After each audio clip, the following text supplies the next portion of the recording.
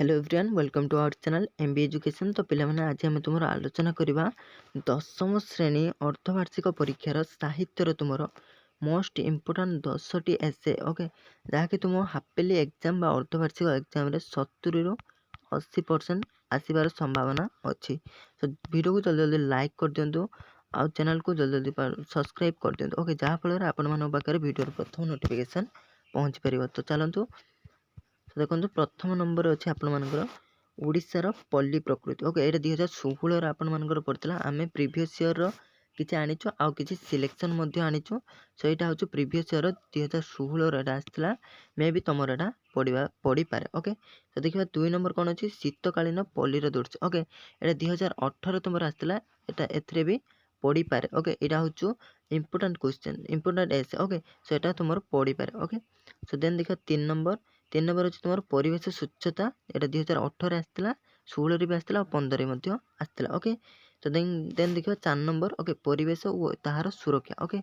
तो यहाँ आसाला 2016 और 2015 यही 3 आउ 4 रु मध्य आप गोटे पढ़े तो निश्चित भाव में आराम से दुईटा को मेंटेन कर लिखिपार ओके।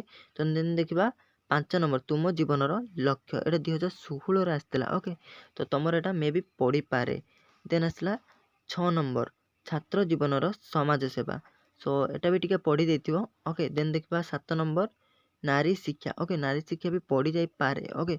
तो देन देखा छात्रर कर्तव्य सो एटा भी तुमरो बहुत इम्पोर्टाट अच्छे सो एटा भी पढ़ी पारे।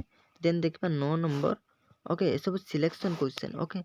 देन देखा 9 नंबर ग्रीष्म ऋतु आ 10 नंबर तुम मानकर अच्छी शीत ऋतु ओके। ये दुईटा भितर निश्चित भाव में गोटे निश्चित भाव में पढ़ ओके।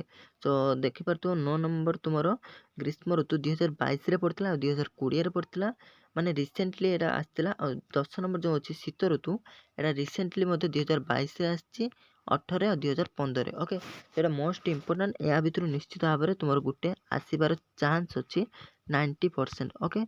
सो आउ गोटे तुम रहा ये दुईटा आउ मोस्ट इम्पोर्टाट जेटा तुम आउ गोटे रहा तुम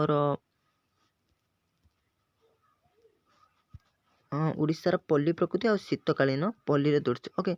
2 4टा क्वेश्चन तुम निश्चित भाव में मन रखिथ ओके। सो वीडियो को जल्दी जल्दी लाइक कर दियो और चैनल को सब्सक्राइब कर दियो ओके।